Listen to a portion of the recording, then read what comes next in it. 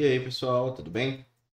A gente já mostrou, né, que um campo elétrico, né, quando ele é proporcional ao número de linhas de campos por unidade de área, né?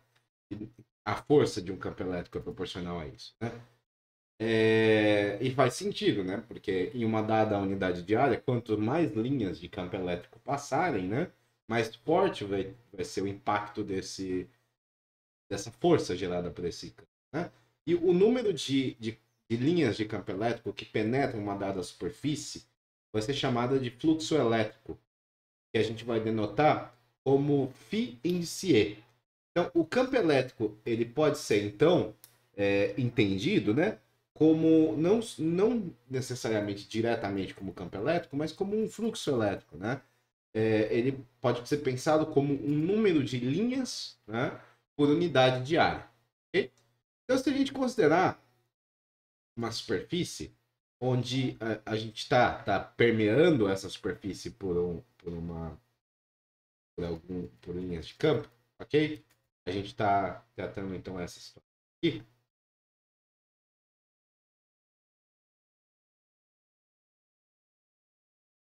Okay? Então, a gente está considerando essa situação. Então, seja o vetor A vai ser o valor da área A vezes o vetor normal, tá? Então isso vai ser definido como o vetor área, tá? Ele vai ter a magnitude da área da superfície A e vai apontar na direção normal N chapéu. Se a superfície é colocada em um campo elétrico uniforme, E, que vai apontar na mesma direção de N, né? Ou seja, ele é perpendicular à superfície A, o fluxo que passa por essa superfície vai ser, portanto, πe, que é igual a E escalar A. Ou seja, vai ser E escalar N chapéu vezes a área. Né? Isso vai ser simplesmente EA. Né? Okay? Só que, por outro lado, se o campo elétrico E ele faz um ângulo θ com N, então a gente tem uma diferença de fluxo, né? Para o caso do campo elétrico fazendo uma diferença, um ângulo θ, a gente vai estar nessa condição, onde a nossa área vai estar levemente inclinada, tá? Então, aqui a nossa área é levemente inclinada, para que haja uma diferença.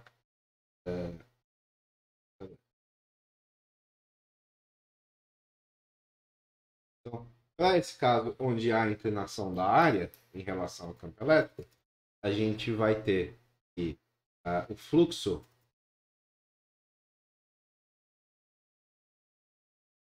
campo vai ser ainda o produto escalar entre E e A, ou seja, EA cosseno θ, que vai ser E índice N vezes A. Tá? E aqui E índice N vai ser o produto escalar entre E e A normal. Ou seja, é a componente de E que é perpendicular a essa superfície. Tá? Então, note que com essa definição para o vetor normal N, o fluxo elétrico é positivo se as linhas de campo elétrico elas estão deixando a superfície, né? E ele é negativo se as linhas de campo elétrico estão entrando na superfície. Então, em geral, uma superfície S pode ser curva, né?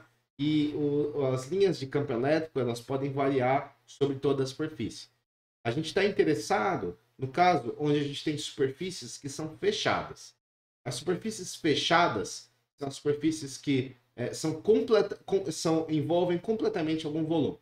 Então, para a gente calcular o fluxo elétrico, a gente divide a superfície em um grande número de elementos infinitesimais de área, né? Que é um recurso que a gente está usando várias vezes, A gente vai chamar esses elementos de área de ΔAI, tá? ΔAI é um pedaço de área. Então, a gente está dividindo uma superfície fechada. E esse ΔI vai ser, isso é um vetor ΔI, vai ser o módulo dessa área, ΔI, vezes o vetor normal I, né? Normal dessa componente. Então, a ideia vai ser uma coisa assim. Então, a gente tem um elemento de área, tá? Um elemento de área e um vetor normal. Esse elemento de área, ele tem um valor de área, né? E um vetor normal, e se eu multiplicar esse vetor pelo vetor normal, ele vai ser um vetor, um módulo dessa área que está aqui, apontando na direção normal, e isso vai ser o ΔI desse cara aqui, beleza? Esse vai ser o ΔI. Note que para uma superfície fechada, o vetor unitário, o normal, NI, vai ser apontado sempre para fora, né, da direção normal. Tá? Então, o fluxo elétrico que passa esse ΔI, eu vou chamar de ΔΦ, ΔΦE, tá? Vai ser o campo elétrico passa por nesse elemento I, tá? Escalar o vetor de área nesse elemento I, tá? Ou seja, isso aqui vai ser I vezes ΔAI cosseno de θ. Tá? Então, o fluxo total que passa, que atravessa a superfície inteira, pode ser obtida se a gente somar todos os elementos de área. Então, a gente vai tomar o limite com ΔI indo para zero e o número de elementos até o infinito. Então, a gente vai ter que o fluxo E vai ser o caso limite, né? Então, vai ser o caso onde o limite com os elementos, ΔI a zero, né? Da somatória de todos esses fluxos parciais. Então, vai ser a somatória de EI, né? Escalar DAI, que agora o elemento de área é infinitesimal. E isso é uma integral. Isso aqui é uma integral de superfície, sobre uma superfície fechada, né? De E escalar dA. Ok? E aqui, então, esse símbolo vai denotar a nossa integral dupla sobre uma superfície S fechada, tá? Que é o caso para a gente calcular essa integral. A gente primeiro precisa especificar a superfície, então somar sobre os produtos escalares E escalar dA. Tá? Agora a gente vai introduzir a lei de Gauss. Então, muitos dos problemas conceituais que um aluno tem com a lei de Gauss, ele tem no entendimento da geometria, tá? Então, a maioria dos casos não é um problema de cálculo, é um problema simplesmente geométrico. Tá?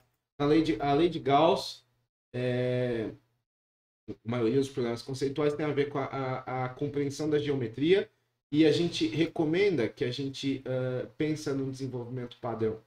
E depois a gente vá para uma simulação de lei de Gauss. Tá?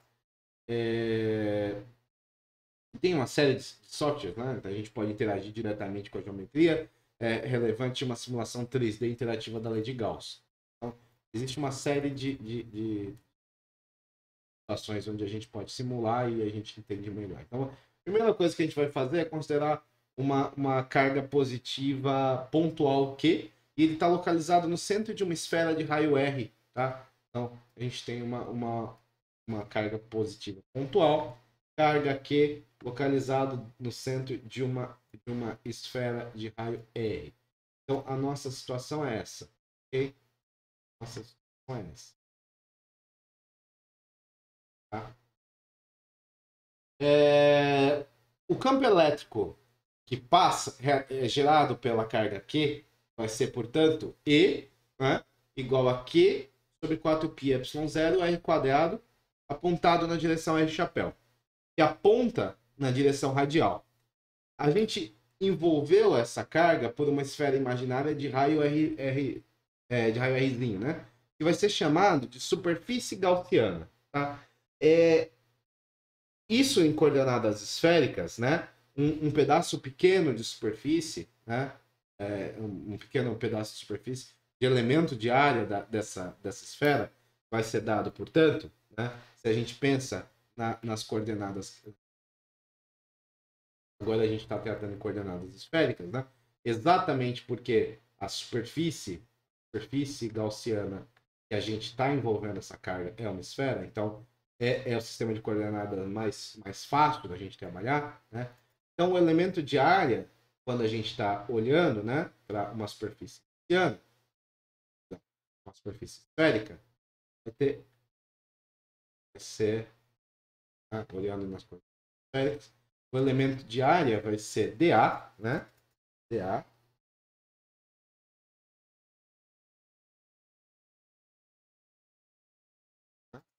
E esse dA, portanto, ele vai ter, ele é um vetor, né? R quadrado, né? R vezes R é quadrado, vezes o seno de θ, né? De θ, de φ, e ele aponta na direção R chapéu. E, portanto, o fluxo elétrico resultante que passa por esse elemento de área vai ser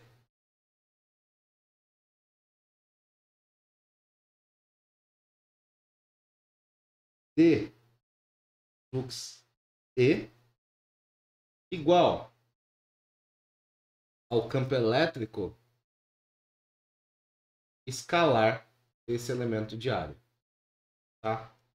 Isso é EDA. Portanto, isso vai dar 1 sobre 4π ε0 vezes Q sobre R quadrado, vezes o elemento de área, que é R quadrado, seno θ, d θ, d φ, d φ, né? Não tem R chapéu, e aqui são só os componentes. Portanto, isso vai dar Q sobre 4π ε0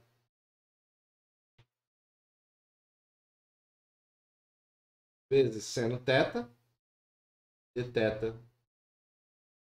Okay? Então, o fluxo total que passa pela superfície inteira, né? O fluxo total que passa sobre a superfície inteira vai ser a integral disso. Então, o fluxo total vai ser a integral dupla sobre a superfície gaussiana, né?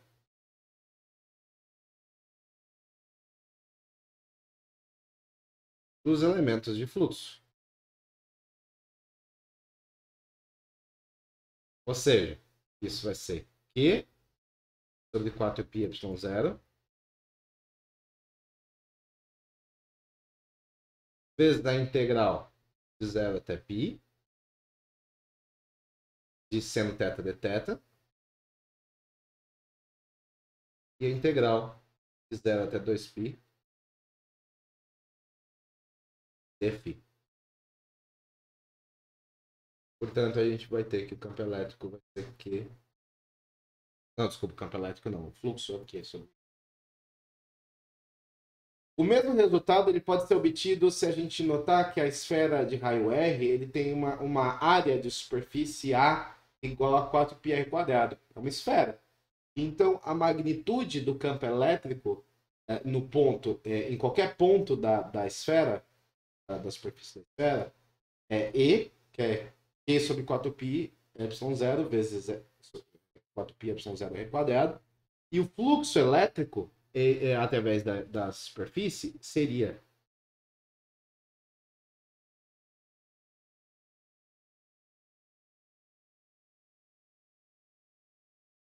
a integral dupla da superfície S de E escalar dA, né? Isso é simplesmente E vezes a integral dupla da área, né? Certo? Integral dupla da área. E isso é simplesmente E vezes a área, né? A área da esfera. Portanto, o campo elétrico a gente já sabe, né?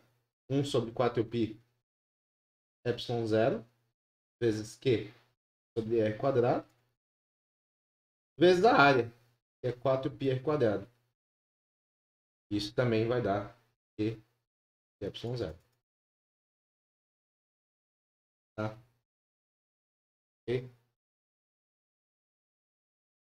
Então, aqui, né? Aqui a gente consegue verificar que dá para calcular o fluxo dessas duas maneiras. Então, a gente escolhe uma esfera para ser uma superfície gaussiana aqui. Só que, no entanto, o que acontece verifica-se que a forma da superfície fechada pode ser escolhida arbitrariamente. Não precisa ser necessariamente uma esfera. Então, para uma superfície genérica, né, vamos imaginar uma superfície genérica, ela não é regular, ela não é uniforme, ela é literalmente uma superfície genérica. Okay? Então, para esse tipo de superfície, por exemplo,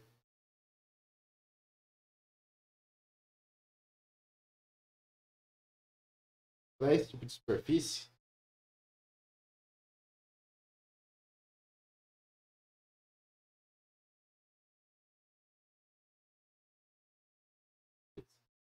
então, o mesmo resultado, fluxo elétrico AQ sobre ε0 é obtido para qualquer que seja a escolha de superfície. Aí tem três, né? S1, S2 ou S3. Para qualquer uma dessas S, o mesmo resultado é obtido. Tá?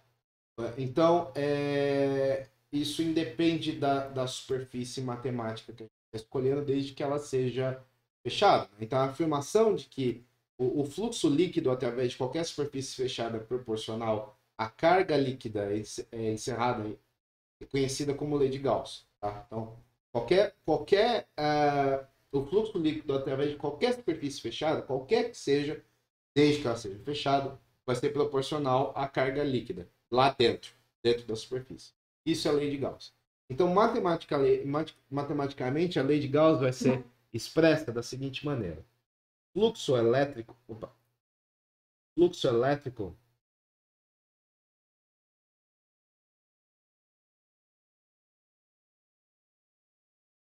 vai ser igual à integral dupla, a integral de superfície fechada, de E escalar dA. Tá? E isso vai ser igual à carga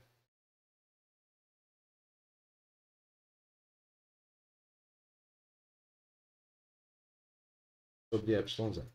Isso aqui é a lei de Gauss. Tá?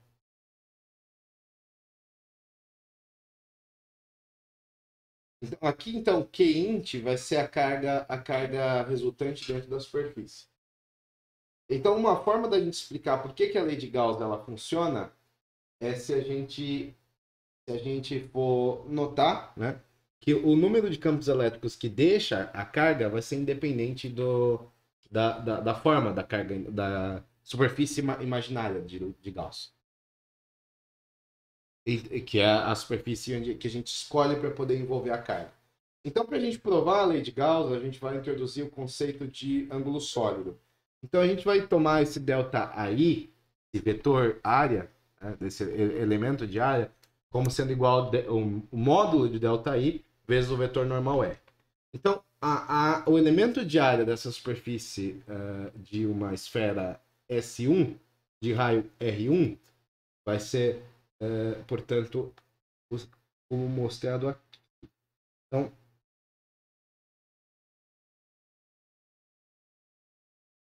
nós temos essa situação, ok? É provar a lei de Gauss. Então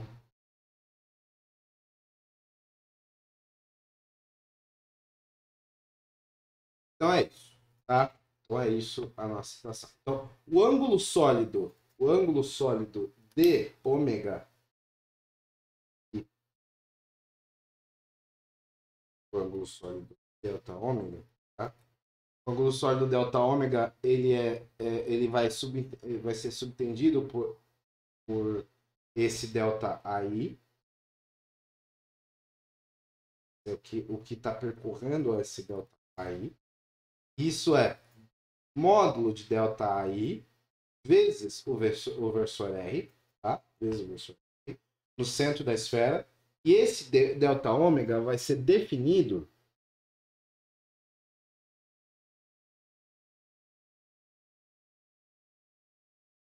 uma definição como o valor dessa área que ele está envolvendo dividido pela distância ao quadrado. Tá? Aqui no caso aqui a gente está envolvendo A1, né? Aqui dividido por R1.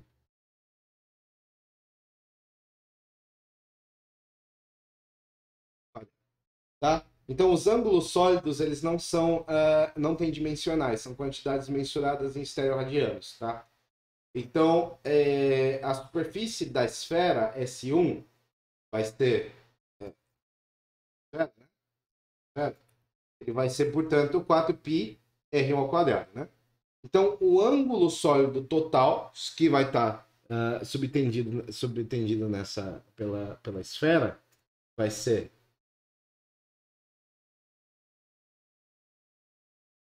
delta, vai ser total, né? Tem delta. Vai ser ômega. Isso vai ser 4π, a área da esfera, né? R1 ao quadrado, dividido por R1 ao quadrado. Portanto, o ângulo sólido total vai ser 4π. Okay? O conceito do ângulo sólido em 3 dimensões é análogo ao ângulo ordinário em 2 dimensões. Ok? Então, quando a gente pensa no ângulo em 2 dimensões, todo raciocínio que a gente usa para poder entender conceitualmente o que é um ângulo, a gente vai usar para explicar o que é um ângulo sólido. A diferença é que o ângulo sólido está em 3 dimensões. E aqui sem querer. Agora, eu acho que não, assim. Ok? Então, essa aqui é a condição, né, em 2 dimensões. Ver se dá para colocar.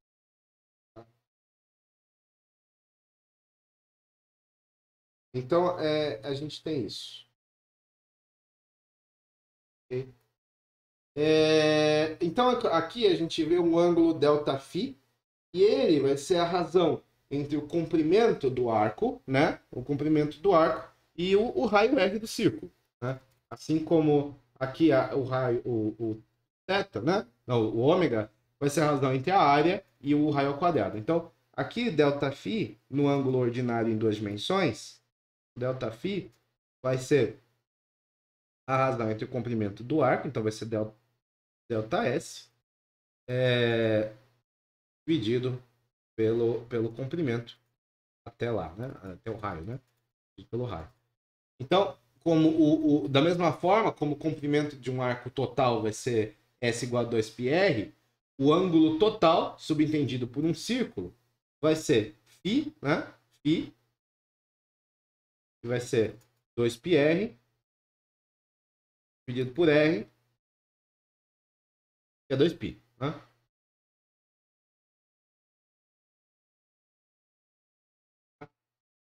Então, o argumento é semelhante, né? Então, se a gente olha para a figura do ângulo sólido, né? Para a figura do ângulo sólido, um elemento de área ΔA2, esse elemento de área aqui, né? Esse vetor, tá? Vetor ΔA2, né? Ele faz um ângulo θ, com o vetor radial R, né? R chapéu, unitário.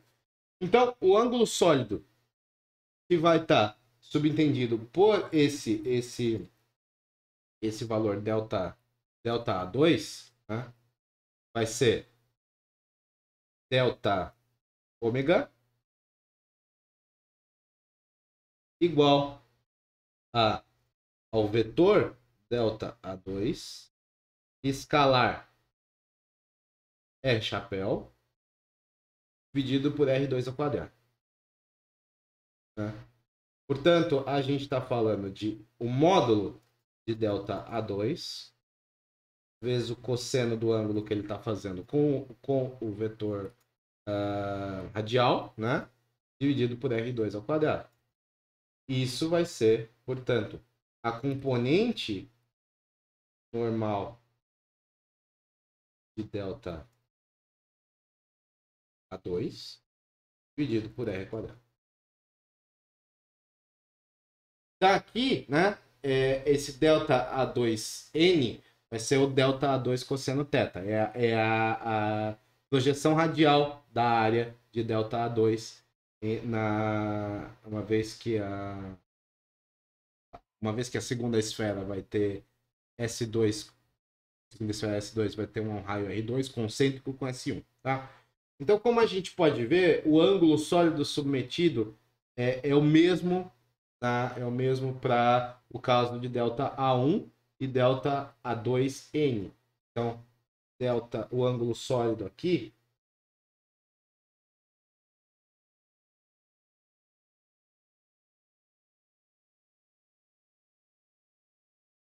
vai ser para ΔA1 por R. E isso aqui, veja que é o mesmo ângulo, tá? É o mesmo ângulo, tá? Então, essa mesma região, ela vai estar subentendendo essa região. Está subentendido essa região. Portanto, ΔA2 cosseno θ sobre R2. Então a gente tem essa igualdade, né? Dois ângulos sólidos são iguais. Então agora a gente vai supor um ponto Q, uma partícula carregada Q, pontual, e ela é colocada no centro dessas duas esferas concêntricas, tá? Então o campo elétrico que passa por E1 e E2 vai estar no centro vai passar no centro dos elementos de área, ΔA1 e ΔA2, são relacionados pela lei de Coulomb. Então, o campo elétrico que passa pela primeira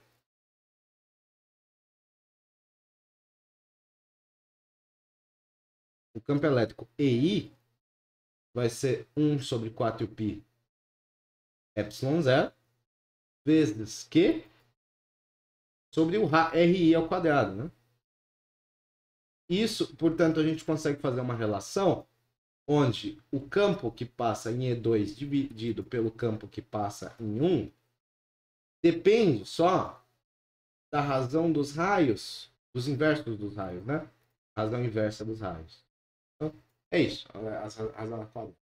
Então, o fluxo elétrico que passa por ΔA1 em S1 vai ser delta I1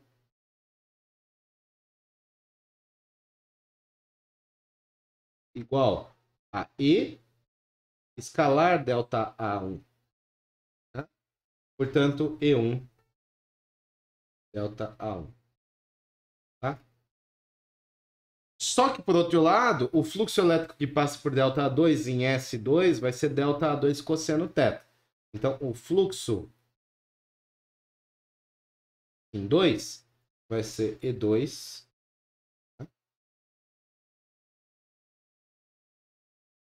delta A2.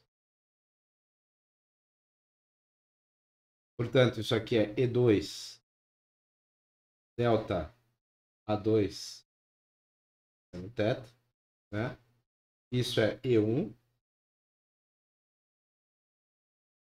E2, né? A gente pode escrever como E1 vezes R1 ao quadrado sobre R2 ao quadrado, né? Fala aqui. E1 vezes R1 ao quadrado por R2 ao quadrado. Né? Vezes o cosseno, né? Vezes o cosseno θ. Cosseno θ. Cosseno θ.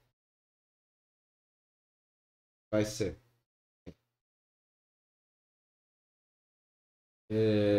R2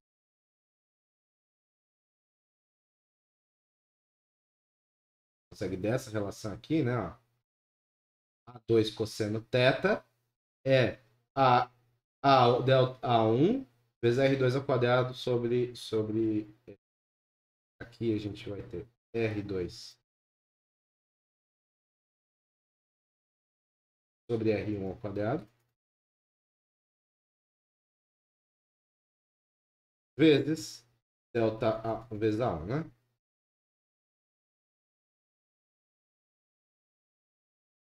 E o que é isso? Isso aqui vai ser E1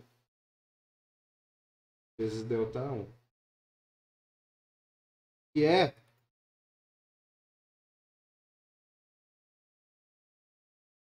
menos E1 escalar delta 1. Isso é menos o delta fluxo 1. Okay? Então a gente vê que o fluxo elétrico que passa em qualquer elemento de área subtendido pelo mesmo ângulo sólido vai ser constante, independente do formato ou orientação da superfície. Então, em resumo, a lei de Gauss ela vai nos permitir, né, e vai nos ser uma ferramenta, tá, conveniente para a gente avaliar os campos elétricos. Tá? No entanto, a sua aplicação é limitada apenas a sistemas que possuam alguma certa simetria. Né? Ou seja, sistemas com simetria cilíndrica, plana e esférica. Então, a gente pode dar alguns exemplos de sistemas no quais as leis de Gauss é aplicável para determinar campos elétricos com as superfícies gaussianas correspondentes. Então, por exemplo, se a gente pega uma simetria cilíndrica, um sistema, por exemplo, podia ser um fio infinito. E a superfície gaussiana importante, seria ideal, seria um cilindro coaxial. Uma simetria planar pode ser um plano infinito. Uma superfície gaussiana quadra poderia ser por exemplo, uma caixinha de comprimidos. Uma simetria esférica pode ser uma esfera, uma casca esférica, e a superfície gaussiana seria uma esfera concêntrica. Então a gente vai seguir alguns passos que a gente vai usar para poder aplicar a lei de Gauss. Como que vai ser o passo a passo? Primeira coisa, a gente vai ter que identificar a simetria associada com a distribuição de cargas. Okay? Segunda coisa, a gente vai determinar a direção do campo elétrico e uma superfície gaussiana em que a magnitude do campo elétrico é constante sobre as porções da superfície. Tá? Terceiro passo, dividir o espaço em diferentes regiões associadas com a distribuição de carga. Então, para cada região, a gente vai calcular a carga interna. Tá? A carga interna, que vai ser a carga encerrada, vai ser a carga em volta pela superfície gaussiana. Quarto passo, calcular o fluxo elétrico através da superfície gaussiana nessa região. E o quinto passo é igualar esse fluxo elétrico com a carga interna sobre ε0 e deduzir a magnitude do campo elétrico. Então a gente vai fazer alguns exemplos. Tá? Nosso primeiro exemplo é o seguinte.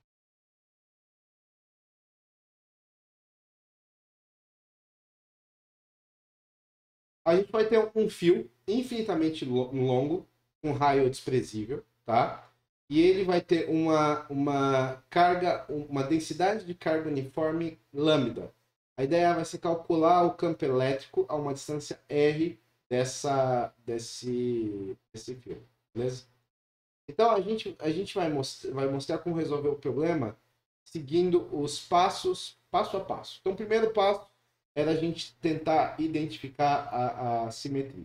Então, o primeiro passo a gente vai ter a gente vai ter um fio infinitamente longo, né? Ele vai possuir uma simetria cilíndrica.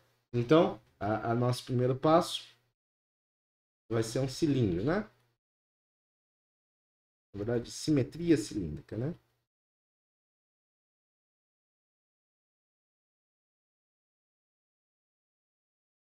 Segundo passo,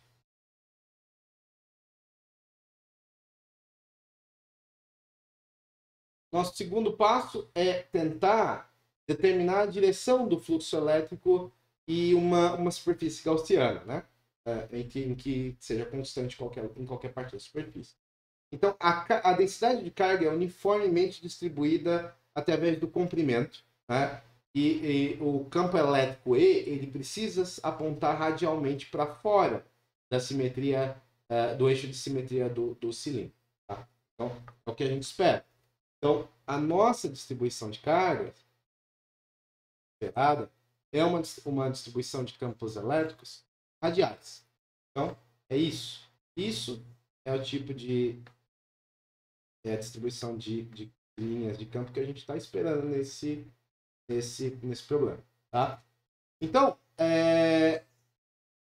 a magnitude do campo elétrico, do campo elétrico é constante na superfície cilíndrica de raio R, de raio R. Então, a gente pode fechar um cilindro coaxial como a nossa superfície gaussiana. Beleza? Então, esse daqui é o segundo passo. Vou deixar aqui embaixo do 2. Esse aqui é o nosso segundo passo. Beleza? Identificar. Nosso terceiro passo. E qual que é? Então, vai ser a superfície ideal ser um cilindro, a superfície cilíndrica, tá? Superfície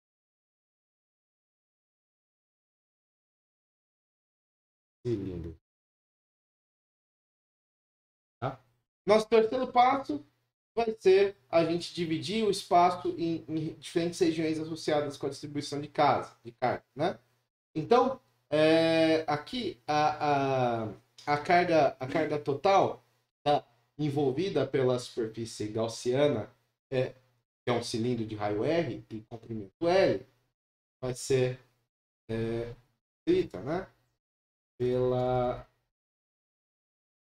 Pelo seguinte esboço. Tem, tanto, fácil,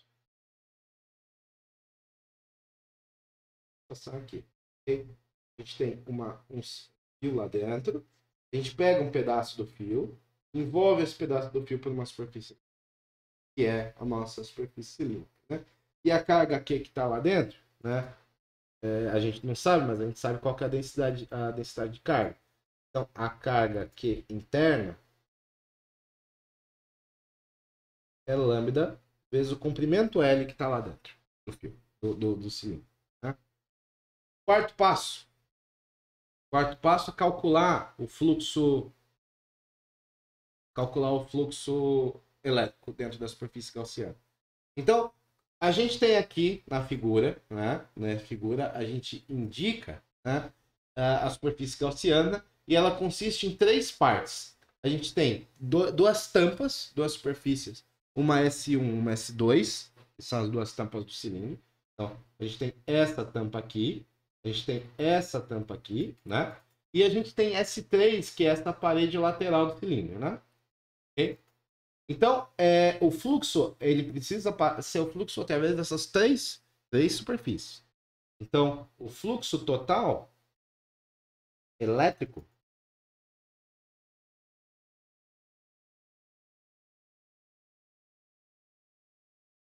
vai ser a integral dupla sobre toda a superfície. E é escalar dA. Né? Portanto, a gente vai ter que somar a integral dupla sobre todas essas três superfícies. S1 de E1 dA, dA1, né? Mais integral 2 S2 E2 dA2 mais a integral sobre S3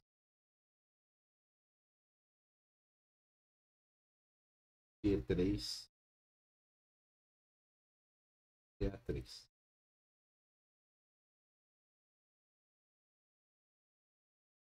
Nesses dois primeiros casos, né, a gente vai ter que o campo é perpendicular aos elementos de superfície em S1 e S2.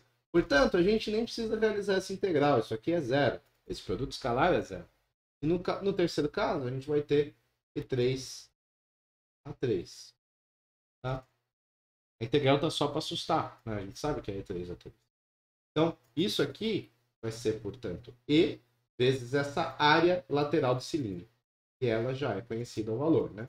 Vai ser 2π RR. Aqui a gente tem que vai tomar E3 igual a E. Né? E a gente pode ver, então, da figura que o fluxo passa pelos dois lados, com os dois vetores de área, DA1 e DA2, que são perpendiculares ao campo elétrico com o que aponta na direção radial. Né? E o nosso quinto passo é igualar esse fluxo constante com a carga interna sobre ε0. Né? Então, se a gente aplicar a lei de Gauss, que a gente vai ter que esse cara aqui é igual a esse valor aqui, dividido por ε0. Tá? Portanto, o campo elétrico vai ser lambda sobre 2π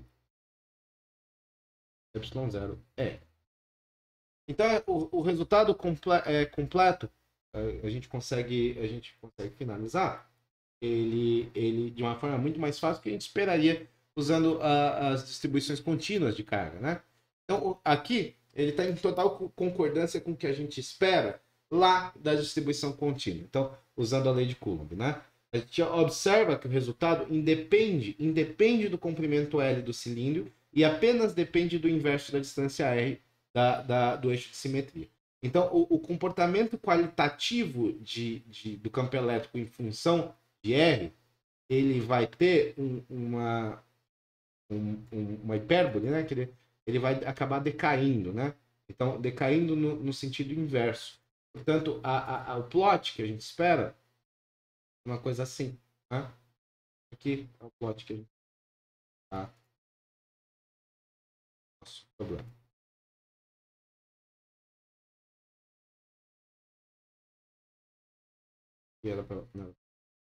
Beleza? Então vamos fazer mais um exemplo.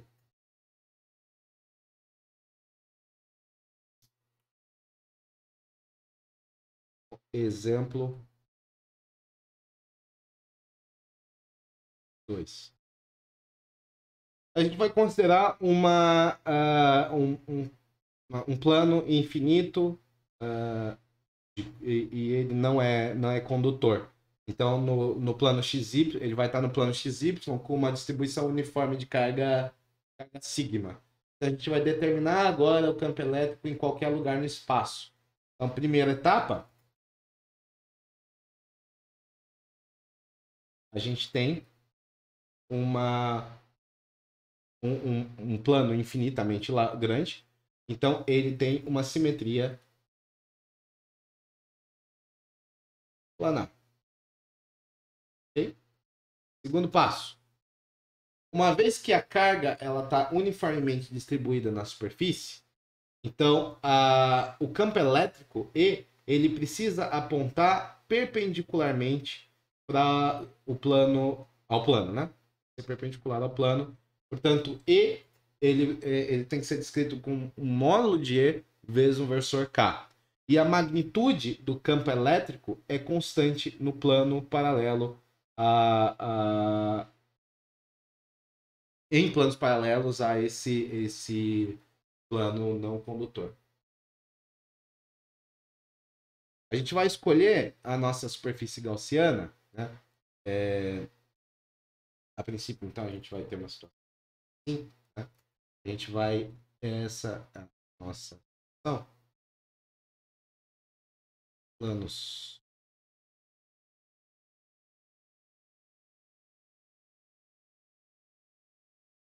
do plano com várias linhas de campo que estão saindo do plano. Tá? Essa aqui é a situação, ok? Então, a nossa superfície gaussiana a esse pode ser um cilindro, então a gente vai usar um cilindro, e ele vai passar, vai ser como se fosse uma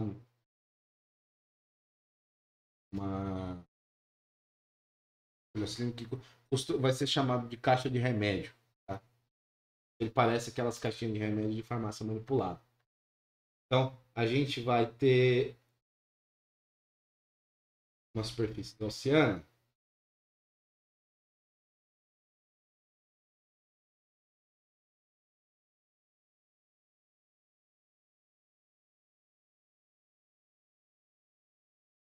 Box.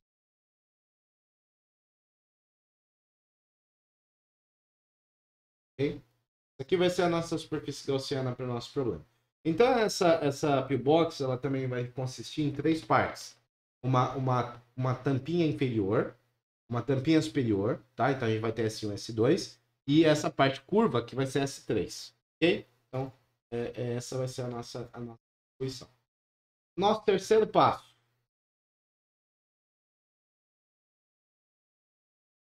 Uma vez que a carga, a distribuição de carga superficial é uniforme, a carga que está dentro dessa superfície gaussiana vai ser interno igual a sigma vezes a área. Tá? Onde a área vai ser onde A1 né, igual a A2, que vai ser a área de cada uma dessas tampinhas. Tá? Cada uma dessas tampinhas. Beleza? Quarto passo.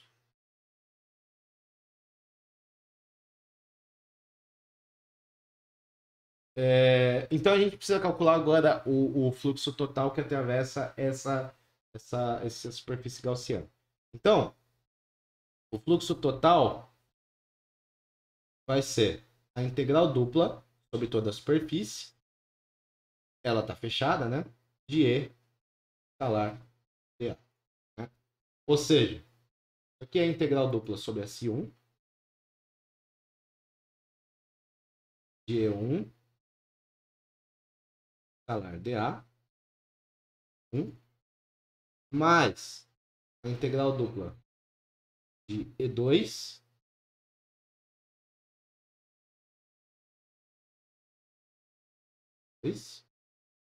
mais a integral dupla de E3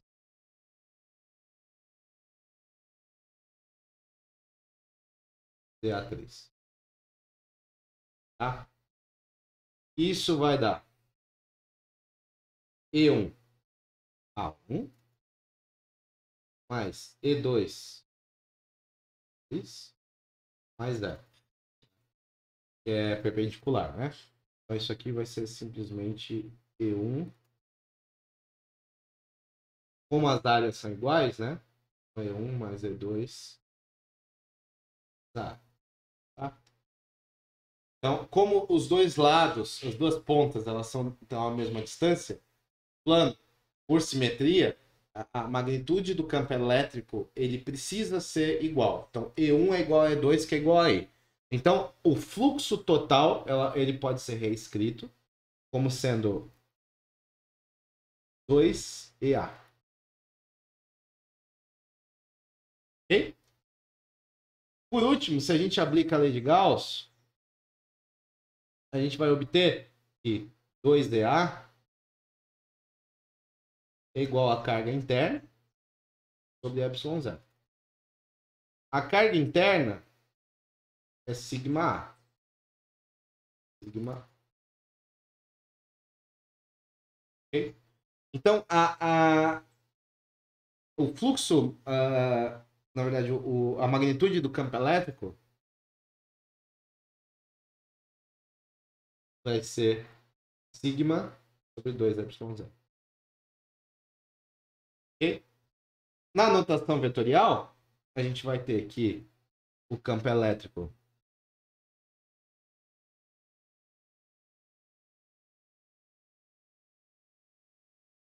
vai ser sigma sobre 2ε0 versor K para Z maior que zero e menos sigma de 2ε0 versor K da Z. Ok? Isso a gente vê do campo elétrico gerado por um plano infinitamente grande, né, não condutor, que ele é uniforme no espaço. E esse resultado, né, se a gente ver o gráfico desse resultado, ele vai ser realmente uma constante para cada um dos dois intervalos. Né? Então, o nosso resultado plotado no gráfico fica assim. Né? Assim.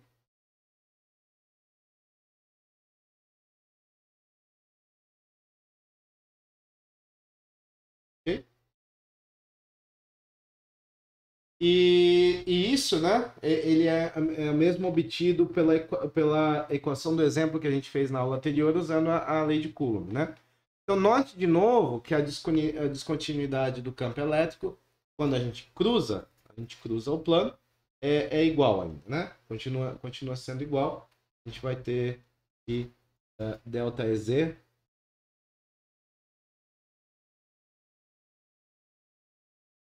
continua sendo EZ lado positivo, menos EZ lado negativo, que é sigma sobre 2ε0, menos sigma sobre 2ε0.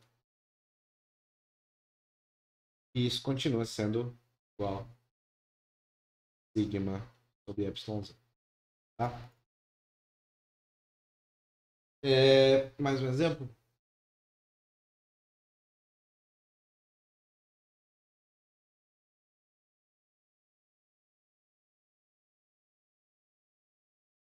Então a gente vai ter uma fina casca esférica de raio A e ela está carregada com mais Q. Né? Ele vai tá distribuído sobre a superfície.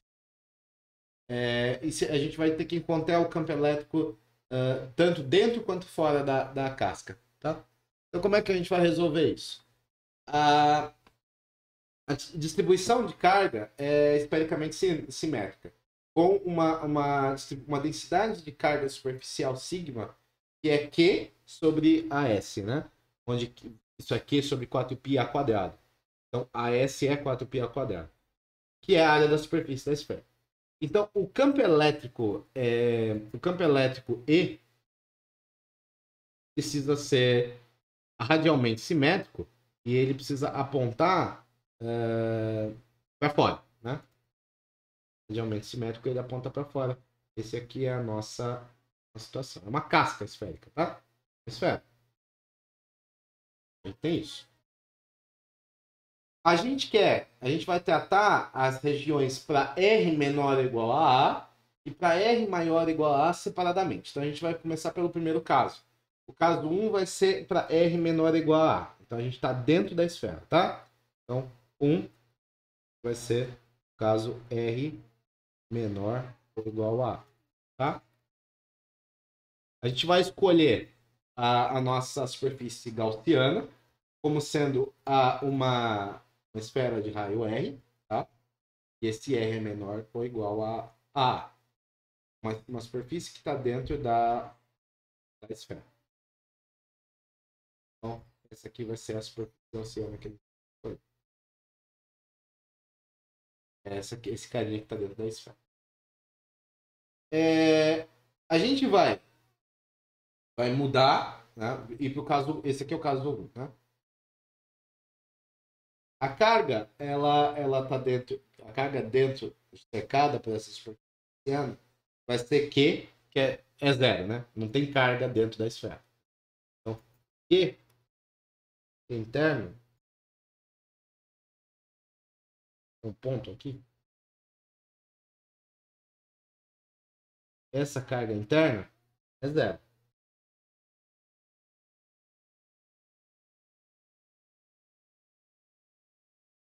E todas as cargas, elas estão localizadas, porque todas as cargas estão localizadas na superfície, né, da esfera.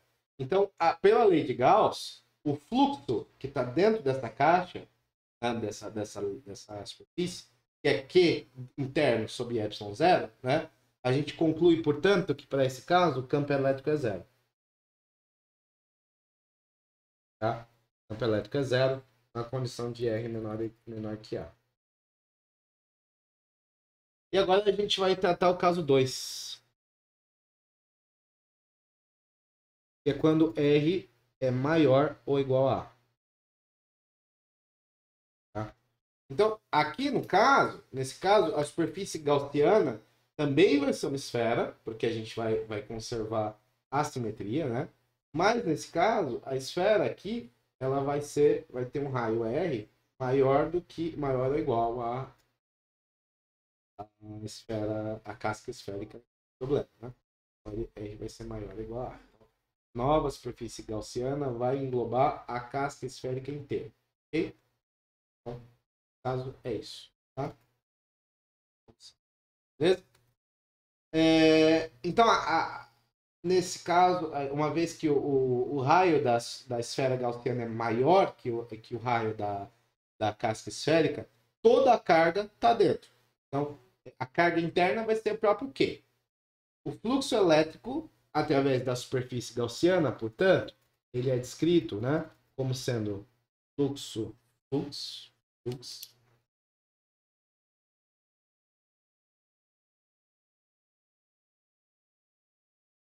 igual a integral dupla sobre S de E escalar dA.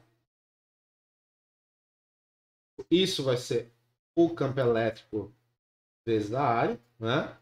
Isso que é a área, a gente já sabe, a área da esfera, 4π, da esfera gaussiana, tá? 4π é quadrado. Né? Então, se a gente aplicar a lei de Gauss, a gente vai obter que o campo elétrico vai ser Q sobre 4π ε0 r quadrado.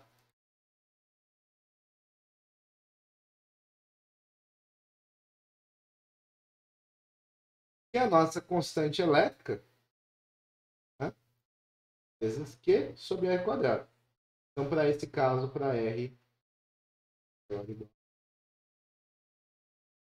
Então, note que aqui o campo fora da esfera é o mesmo, né? É o mesmo que seria se todas as cargas fossem concentradas no centro da esfera. Né? Então, é isso. E o comportamento qualitativo de E, uma função de R, portanto, vai ser assim. Temos zero até chegar no topo da esfera, ou até chegar na divisa da esfera. E quando chega, né, na divisa da casca esférica, ele salta para um comportamento de carga pontual. Okay? Então, como no caso do plano não condutor, a gente de novo vê uma descontinuidade E, e que quando a gente cruza o contorno R igual a A. Então, a variação de fora para dentro da esfera vai ser dada por ΔE, né? E essa descontinuidade, portanto, vai ser o campo elétrico dentro, fora, menos o campo elétrico dentro, que é Q sobre 4π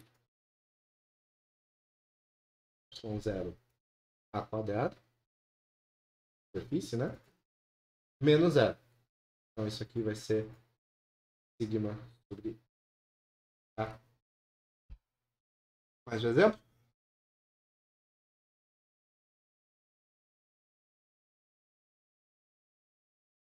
Então, a gente vai ter uma carga elétrica mais Q, que é uniformemente distribuída através de uma esfera sólida não condutora de raio A. Determinar o campo elétrico em qualquer lugar dentro e fora da esfera. Então, a distribuição de carga é numericamente simétrica, com uma densidade de carga que é dada por... Perceba que a diferença aqui é que essa esfera é sólida. Ela não é uma casca, né, esférica. Então, aqui, a densidade é volumétrica. Então, a carga vai ser a carga sobre o volume da esfera. E isso, então, portanto, é Q sobre 4/3 de πr ao cubo, né? 4/3 de π. E o raio da esfera é A, né? Π ao cubo. Okay? Aqui V é o volume da esfera, né? Então, nesse caso, o campo elétrico é radialmente simétrico a uma direção, a direção para fora. Então a magnitude do campo elétrico é constante na superfície esférica, de raio R. A região R menor ou igual a e R maior que A precisa ser estudado separadamente de novo. Então vamos de novo para o caso 1, onde a gente vai estar tratando o regime de R menor a menor que A. Então a gente vai escolher a nossa superfície gaussiana como sendo uma esfera de raio R menor igual a A, tá? É semelhante ao que a gente fez com a casca esférica, tá? Então a gente vai escolher uma superfície esférica porque é a superfície mais inteligente para a gente escolher nessa condição, tá? Então o nosso por exemplo, vai ser. Ah, tá? Então é esse aqui. Vai ser a nossa superfície. E o fluxo dentro dessa superfície vai ser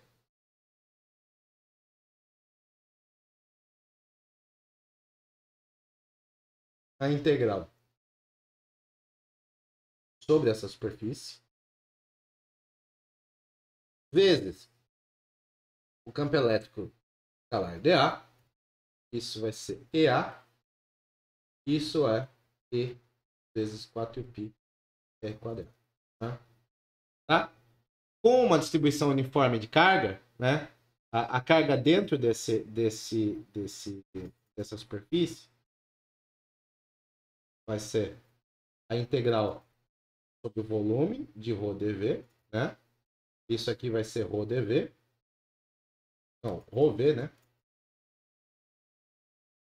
Portanto, isso aqui vai ser ρ vezes 4 terços de πr ao cubo. E vai ser Q vezes R ao cubo sobre A ao cubo. Tá? Isso é proporcional ao volume que está envolvendo a superfície gaussiana.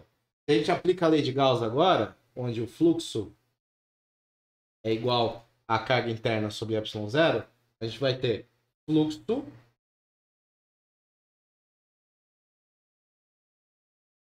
igual à carga interna sobre ε0.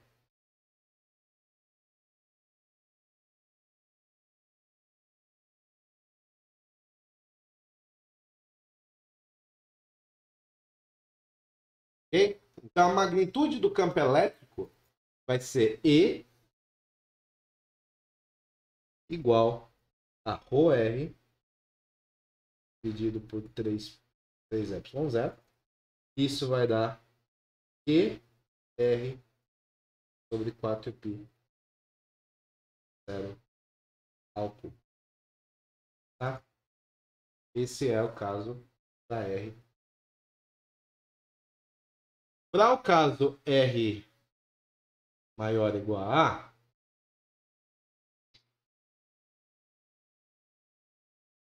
então nesse caso a nossa superfície gaussiana vai ser uma esfera de raio R maior ou igual a A e ela vai estar envolvendo a esfera inteira.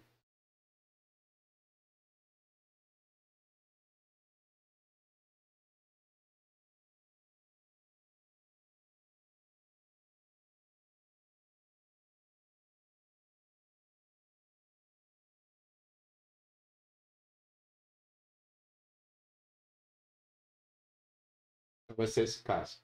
Tá?